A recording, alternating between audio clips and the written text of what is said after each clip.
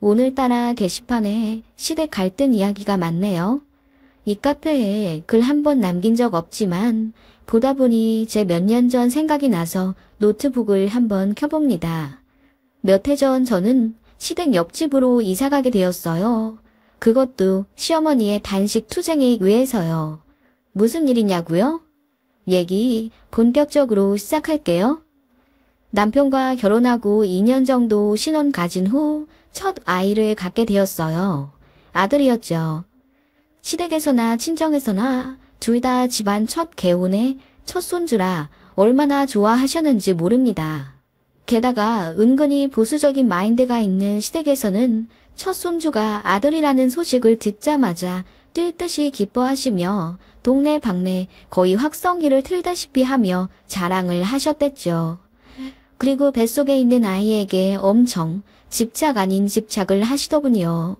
제가 먹는 거며 눕는 자세까지도 하나부터 10까지 간섭하려 하셨고, 제가 패스트푸드가 땡겨서 햄버거를 사 먹는 걸 걸리면 그날 거의 1시간은 잔소리를 들어야 했어요. 이게 왜 가능했냐면 시댁이랑 저희 집은 같은 지역에 살고 있어요. 시아버지 사업을 같이 하다가 남편이 따로 나와서 새로 업체를 차렸거든요. 남편은 광역시로 이동하고 싶었는데 시아버님이 아직 남편 손이 필요하다고 하셔서 같은 지역에서 살고 있고요. 시어머니가 운전을 하시는데 차 끌고 저희 신혼집까지 매일같이 찾아오셨어요. 차로 10분 거리거든요. 그 동네가 그 동네이다 보니 제가 장을 보다가도 시어머니를 마주치고 친구랑 만나 수다 떨고 있을 때도 갑자기 나타나실 정도로 코딱지만한 동네입니다. 어머님은 임신한 저에게 먹을 거 조심해라 늘 당부의 말씀을 하셨고 저는 내내거리며 대답만 하다가 어느 날 패스트푸드점 들어가는 걸 딱 걸린 거죠. 예, 햄버거 먹으면 태어날 아기 아토피 걸린다고 했잖아. 우리 손자 피부 때문에 고생하는 거 보고 싶어. 어머님, 저 참고 참다가 먹은 거예요. 저도 엄마인데 왜 아이 생각 안 하겠어요? 너무 먹고 싶으니까 그랬죠. 못 먹는 스트레스가 더 몸에 안 좋대요, 어머님. 저도 평소에는 내내거리는 스타일이지만 아니다 싶을 때는 할 말 다 하는 성격이라 가끔씩 시어머니와 트러블이 있었습니다. 아니, 얘, 그 10달 참는 게 그렇게 어렵니? 나 때는 이런 거 하나 안 먹고 산이며 들에서 나는 좋은 것만 먹고 네 남편 낳았어. 다들 시어머니가 그러신가요? 아기 생기기 전에는 별 터치가 없으셨는데 손주 생기자마자 저에게 엄청 시저짓 하시더라고요. 처음에는 제 생각해서 하시는 잔소리인 줄 알았는데 들어보면 볼수록 저는 뭐 그냥 손주 낳는 사람일 뿐이란 생각밖에 안 들더라고요. 그런 시어머니 때문에 어느 순간부터 당연히 스트레스 받았죠. 남편이랑도 참 사이좋은 인꼬 부부였는데 제가 시어머니 때문에 힘들어하니 크고 작게 싸우게 됐죠. 남편도 은근히 시댁편 들더라고요. 제가 예민하다면서요. 그러다가 임신 7개월쯤 한 번 크게 싸운 적이 있었고 그날 밤 배가 심하게 뭉쳐서 응급실에 가게 됐어요. 급하게 조산 방지 처치받고 3일 입원했다 퇴원했는데 그날 남편이 엉엉 울며 반성하더라고요. 산부인과 의사가 좀 나이 많으신 여선생님이셨는데 남편을 혼냈다고 하시더군요. 남편 하나 믿고 시집 와서 아이 가진 부인인데 남편이 되어서 스트레스 줘서 되겠냐고 한 소리 하셨댔고 가뜩이나 아이 잃을까 노심초사하던 남편이라 제가 병원에 실려간 게 큰 전환점이 된 것 같더라고요. 그날 이후부터 남편은 전적으로 제 편이 되어 주었습니다. 그래서 시어머니가 연락도 없이 찾아올 때면 본인이 방패가 되어 저를 막아주었고 시댁 스트레스 안 받게 저를 잘 보호해줬어요. 고마웠죠, 남편에게. 아이 낳고 나서도 온 힘을 다해 잘하려는 남편에게 감동해서 아직까지도 사이는 좋은 편입니다. 시어머니가 조리원 들어가는 대신 시댁에 들어와 몸조리 하라고 몇 번이나 말씀하셨지만 솔직히 너무 불편할 것 같더라고요. 그래서 거절하고 조리원 2주 예약했습니다. 그날도 전화가 와서 난리가 났었어요. 아니, 2주나 예약을 했어? 하더라도 1주면 되지. 그 정도만 조리원 있다가 우리 집 들어와라. 내가 조리 잘 해줄게. 아니, 우리 손자를 어떻게 태어나자마자 남의 손에 맡기니? 어? 어머님, 다들 전문가예요. 저나 어머님보다 아이 잘 봐주실 거예요. 걱정 마세요. 어머님은 그렇게 아이 태어나기 직전까지도 조리원 계약을 취소하라고 저희를 회유하셨네요. 잠깐 흔들릴 뻔도 했지만 출산하고 나서 어머님이 제가 신생아 전 물리는 거 보면서 가슴을 유심히 보신다거나 유륜이 어쩌고 저쩌고 하시는데 너무 불쾌하더라고요. 저희 친정엄마한테도 가슴을 이렇게 보여드린 적이 없는데 어머님은 그저 제 가슴이 사랑하는 손주의 밥통 정도로 생각하시는 건지 제가 수치스러워하는 것도 아랑곳 않으신 채 심지어 제 가슴을 주물럭거리기까지 하셨어요. 젖이 좀 나오긴 하냐? 우리 손자가 지금 배불리 먹고 있는 건가? 어머님, 그렇게 만지시면 좀... 뭐 어떠냐? 너도 이제 애엄마인데 이건 가슴이 아니라 이제 젖이지 뭐. 진짜 스트레스 받더라고요. 조리원 들어가길 잘했죠. 그리고 친정엄마가 저랑 애기 한 달 정도 보살펴 주시기로 했는데 그것도 얼마나 기분 나빠하시던지요. 그리고 매일 오려고 하시는 것도 남편이 시어머니께 화를 내가며 겨우 막아 주말에 한 번 오시게 했습니다. 남편이 개입하기 전에는 정말 매일 오려고 하셨거든요. 그것도 밥때 맞춰서요. 친정엄마가 제 몸조리도 하시느라 바쁜데 시어머니 대접해드리는 거 보자니 제 속이 터지더라고요. 저라면 반찬을 좀 가져오거나 아님 뭐 시켜 먹자고 할 것 같은데 시어머니가 당연한 듯이 친정엄마 밥상을 받으시더라고요. 그거 보고 제가 남편한테 난리쳐서 친정엄마 조리 받을 동안 시어머니 못 오게 했습니다. 오더라도 주말에 잠깐 보실 수 있게 하라고요. 뭐 이런 크고 작은 일들이 많았습니다. 당연히 은근한 고부 갈등이 있었죠. 그나마 남편이 맞고 저도 할 말 다 하면서 약간의 거리를 두려고는 했지만 쉽지 않더라고요. 가까이 사는데 연을 끊고 살 수는 없는 노릇이었고요. 아무튼 이런 상황에서 아이는 무럭무럭 돌까지 자라났습니다. 첫 아이니 저희 부부에게도 얼마나 보석 같은 존재였겠어요.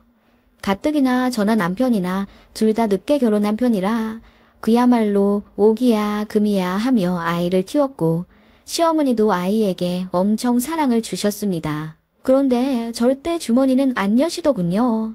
솔직히 말해 이상하더라고요. 아이 태어나고 나서 모든 걸 다 해주실 것처럼 말씀하셨는데 아이 내복 하나 해주신 게 다였거든요. 뭐 당연히 손자에게 금전적으로 퍼부어 주실 의무는 없지만 말이랑 행동이 좀 다르셔서 의아하게 생각하던 차에 의문이 풀렸습니다.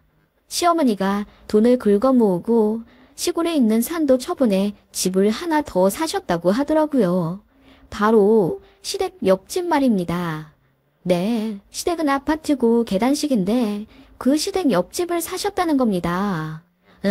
옆집이 안 그래도 이사를 가야 한다길래 나한테 팔으라고 했지. 몇 년 더 산다 그러는 걸 시세보다 1,000이나 더 얹어줬어. 오늘 가게 예약했고 2주 후에 복덕방 가서 계약서 쓰기로 했다.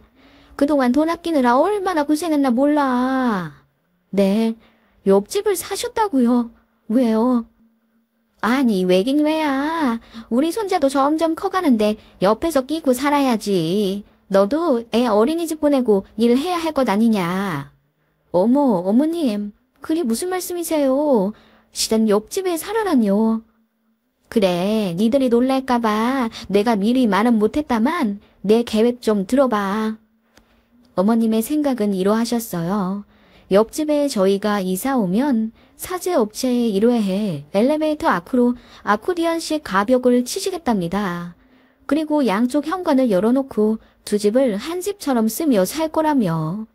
저희 집 살림도 어머님이 좀 도와주실 거고 손자가 양쪽 집 자유롭게 드나들며 뛰어놀게 하실 거라는 기상천외한 계획을 늘어놓으시며 기대에 부풀어 계시더라고요.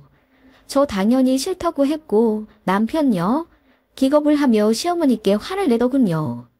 엄마, 그런 중요한 일을 왜 우리한테 말도 안 하고 혼자 결정하세요?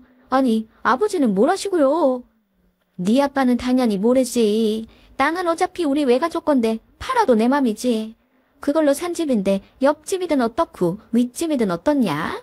아무튼 니들도 곧 전세 계약 끝나잖냐. 맞춰서 들어올 생각 말고 그냥 미리 들어와 살아. 집은 내가 보니깐 화장실만 좀 고치면 되겠더라. 엄마, 대체 무슨 말이야 정말. 우리는 안 가. 이쪽에서 내년에 어린이집 보낼 생각도 하고 있는데 엄마 혼자 무슨 김칫국 혼자 마시고 계셔. 빨리 취소해. 그 계약 말이야. 우리는 안 들어갈 테니까. 니들도 어차피 그 집 줬다면서. 니들 돈 쓰지 말고 여기 들어와 살아래도. 이런 부모가 어딨어. 고마운 줄도 모르고. 시어머니가 섬을 내시며 호통치셨고 저희는 몇 마디 더 나누며 언성 높이다가 그냥 집에 와버렸습니다. 시어머니는 계속 전화며 카톡으로 어서 짐 싸서 옆집으로 들어오라고 성하셨고요. 손자 빨리 보고 싶으니까 어서 오라고 얼마나 막무가내이시던지. 지금 글 쓰면서도 그때가 생각나서 몸서리가 쳐지네요. 아무튼 그렇게 시어머니는 혼자 난리치시다가 시아버지도 사실을 알게 되시며 부부싸움을 하신 것 같더라고요. 독단적인 집 계약으로 시아버지도 화가 많이 나셨대요. 아무튼 그런 상황이었고 저는 스트레스로 인해서 온몸에 발진이 일어나 병원에 입원도 할 정도였습니다. 친정에서도 당연히 난리가 났었죠. 그때 정말 생각도 하기 싫네요. 인자하신 친정아빠가 극대노하셔서 제 남편에게 중간 자리 똑바로 있으라고 화를 내실 정도였죠. 저희는 곧 전세 계약이 끝나가서 다른 집을 알아봐야 하는 상황이었고 저나 남편이나 시댁 옆집으로는 죽어도 들어가기 싫다는 게 저희 입장이었기에 시댁에 다시 한번 말씀을 드렸어요. 다른 동네로 이사 갈 거라고. 사실 저희 진짜 계획이었거든요. 받은 동네가 있었고 마침 친정에서도 금전적으로 도움을 주시겠다고 하셔서 무리하더라도 타 동네로 매매해서 갈 생각이었어요. 그런데 시어머니가 이렇게 떡하니 집을 사놓으실 줄은 몰랐죠. 아무튼 저희 계획을 단호하게 말씀드리니 시어머니가 뒤집어 치시더군요. 그러면 사놓은 집은 어떡하냐면서 어떻게 이렇게 피도 눈물도 없이 나올 수 있냐며 그야말로 엉엉 우시더군요. 어르신이 그렇게 대성통곡하는 모습을 처음 봐서 저희도 멘붕이었습니다. 어머님은 저희 꼴도 보기 싫다며 나가라고 하셨고 그냥 죽어야겠다 하시더군요. 그날 이후로 어머님은 죽 한 모금 들이키지 않으셨어요. 웬만하면 저희 편도 그렇다고 어머님 편도 안 드는 중립이셨던 시아버지가 말씀하시더군요. 시어머니가 3일째 밥을 안 먹고 계시다며 그나마 물 한 잔 겨우 먹는 게 다고 내내 누워 계시는데 저러다 큰일 날 것 같다며 저희더러 좀 숙이고 들어오면 안 되냐고 어렵사리 말씀하시더군요. 모른 척 하려다가 그냥 남편 데리고 시댁에 가봤습니다. 그랬더니 정말 초췌한 몰골로 누워 계신 시어머니가 계셨어요. 그거 보니 참 마음이 그렇더군요. 남편이 처음에는 큰 소리 쳐가며 이러면 엄마만 손해지 왜 이러고 있냐고 그러더니 그래도 자식이니 마음 약해지는 게 눈에 보이더군요. 저도 진짜 화는 났지만 에라 모르겠다 하는 심정으로 옆집 이사 오겠다고 했습니다. 그랬더니 대본 자리에서 박차고 일어나시며 얼굴에 화색이 도는 시어머니셨습니다. 정말 이사 올 거냐며 재차 물으시길래 제가 말했죠. 어머님, 근데 어머님이 많이 힘드실 수 있어요. 그건 아셔야 해요. 힘들어 봤자지. 우리 손주만 매일 볼 수 있다면 나는 괜찮아. 그렇게 저희는 시댁 옆집으로 들어가게 되었습니다. 시어머니가 말씀하신 엘리베이터 앞 가벽은 관리사무소의 제지로 못하게 되었고 대신 시어머니는 저희 집 비번을 공유하여 제 집 드나들듯 왕래하게 되었죠. 저는 재택근무자라 남편 퇴근하면 아이를 맡기고 방에 들어가 4-5시간 일하고 새벽에 잠들어야 했는데 시어머니가 아이를 봐주신다고 하니 낮에 일할 수 있게 되어 그건 좋더라고요. 그래서 시어머니께 아이를 맡겼습니다. 어머님도 그러라고 하셨거든요.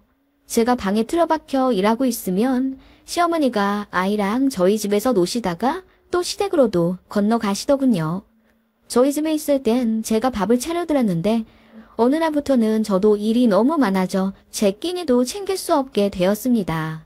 그러다 보니 자연스럽게 시어머니가 제 점심도 맡아 해주시게 되셨고 저희 아들 우유랑 이유식까지 다 하게 되셨어요. 솔직히 제가 해도 되긴 하는데 어머님이 하겠다고 하셨죠.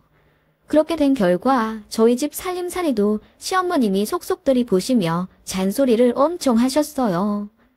예, 설거지를 한 거니 만 거니 그냥 물에 헹구기만 한 거야. 얼룩이 왜 이렇게 져 있어? 한 번씩 탁탁 털고 널어 놓으래도? 아, 네. 저희는 얼룩 신경 안 써서요. 그것도 그렇고 냉장고에 풀류 좀 제대로 하랬지. 된장이 왜 오른쪽에 와 있냐? 된장은 여기, 마요네즈는 저기. 시애미가 해주는 대로 좀 해놔. 아, 네, 어머님. 어머님은 그렇게 저희 집 살림도 어머님 입맛대로 다 바꿔놓으셨고 남편 없을 때 저에게 엄청 윽박지르셨습니다. 예상은 했지만 스트레스 엄청 나더군요. 남편이랑도 상의해서 시어머니 저러지 좀 못하게 막으라고 했지만 어머님은 저희가 새들어 사는 주제에 말이 많다는 식으로 제대로 된 말 한마디 못하게 하셨습니다. 그렇게 몇 달 살다 보니 화가 나면서 또 은근히 악이 생기더라고요. 이제 될 대로 되라는 심정이 됐고 이제 아이가 할머니를 너무 좋아하니 저도 어쩔 도리가 없더군요. 시어머니의 막말은 날이 갈수록 심해졌습니다. 이걸 어떻게 해야 하나 싶다가 불현듯 스트레스 받으며 살 바에는 몸이라도 편하게 살자는 생각이 들었어요. 그때부터 집을 안 치웠습니다. 어차피 저희가 대청소해도 시어머니가 이게 집안 꼴이냐며 어머님 입맛대로 저희 집을 다시 다 정리하셨거든요. 화장실도 저희가 락스까지 다 해서 청소해도 마음에 안 든다시며 다시 씻기시곤 했는데 어차피 그럴 거 이제 아예 손을 놓자는 마인드가 됐어요. 시어머니는 아침에 저희 집에 오시면 이제 깜짝 놀라시더군요. 집이 정말 돼지우리 같아서요. 네, 어머님 오셨어요? 아니, 집안 꼴이 이게 뭐냐. 네, 우준이가 다 어질러 놨네요. 저나 남편이나 피곤해서 못 치웠어요. 으이그, 그래도 애 있는 집인데 좀 깨끗해야지. 어머님이 좀 치워주실래요? 저는 일하러 들어가 봐야 해서요. 뭐? 아이, 그래, 알겠다. 제가 대놓고 어머님께 청소를 부탁드리니 어머님이 당황하시더군요. 그런 식으로 청소며 빨래, 밥이랑 아이 육아까지 어머님께 그냥 대놓고 부탁드렸습니다. 어머님이 싫다는 기색을 보이시면 제가 이 집 괜히 이사와서 어머님 힘들게 하나 봐요 라고 말했고 어머님은 아니라고 하시며 자처해서 두 집 살림을 하셨습니다. 잔소리며 간섭은 두 배가 되었지만 진짜 몸은 편하더라고요. 제 일도 늘어나서 월 수입도 3배는 되었고요. 아이 봐주시는 것 때문에 저희가 어머님께 월 얼마씩 돈을 드렸는데 제 수입이 늘어나서 어머님께 드리던 돈도 더 많이 얹어드렸습니다. 어머님은 그렇게 저희가 드리는 돈으로 두 집 살림에 황혼 육아까지 하게 되셨고요. 그렇게 아이가 2돌쯤 되었을 때 제가 이제 아이 어린이집 보낼 거라고 말씀드리니 어머님께서 안도의 한숨을 쉬시더군요. 많이 힘드셨나 보더라고요. 처음에는 큰소리치며 매일 봐줘도 모자란다고 하던 눈에 넣어도 안 아플 손자가 이제 활동량도 늘어나고 저희 집까지 자처해서 봐주시다 보니 체력이 고갈되어 힘드신 겁니다. 그래도 오라고 큰소리쳤던 자존심이 있어 그러신지 말 한마디 안 하셨는데 아이 2돌 될 때쯤부터 은근히 저희 집에 찾아오시는 횟수가 줄어드셨습니다. 그 사이 저는 아이를 어린이집에 등록했고 어머님이 아이를 등원시켜주면 제가 하원시키는 스케줄로 몇 달 지냈어요. 그러던 어느 날 어머님이 저희 둘 모두를 호출하셨어요. 안 그래도 요 며칠 저희 집에 통 안 오시던 시어머니라 저희도 궁금하긴 했습니다. 가니까 어머님께서 어깨에 파스를 붙이시며 소파에 누워 계시더군요. 어머님, 어디 안 추우세요? 안 그래도 요즘 저희 집에도 안 건너오시고. 내가 할 말이 있다. 네, 엄마. 무슨 말씀인데요? 저기 이제 네 시아버지 공장 쪽에 전원주택이 하나 싸게 나왔다고 해서 거기로 이사를 가려고. 이사요? 정말요? 뜻밖의 말씀에 저희는 눈이 휘둥그레해질 수밖에 없었습니다. 그때 아이가 옆에서 할머니 이사 간다는 말을 알아듣고 울더라고요. 그러면서 같이 가고 싶다고 울고 불고 난리였습니다. 저는 솔직히 알겠더라고요. 굳이 안 가도 되는 이사인데 저희 때문에 가시는 것 같다는 느낌이 왔습니다. 죄송하기도 하면서 이러실 거면 왜 단식 투장까지 해가면서 저희를 오라고 하셨는지 모르겠더라고요. 속 없는 남편이 그럼 우리도 따라갈까? 우리 애가 엄마 없이는 이제 못 사는 것 같던데 하니까 시어머니가 얼굴이 하얗게 질리며 손사래를 치시는 겁니다. 거기 시골에 무슨 4살짜리 애가 오냐. 거기는 어린이집 차도 안 댕겨. 내가 알아봤어. 애들 살 곳이 못 돼. 니들은 여기 계속 살아라. 내가 그동안 애 보면서 받은 돈도 있고 전세 받는 셈 치울 테니까. 어머님이 그러시더군요.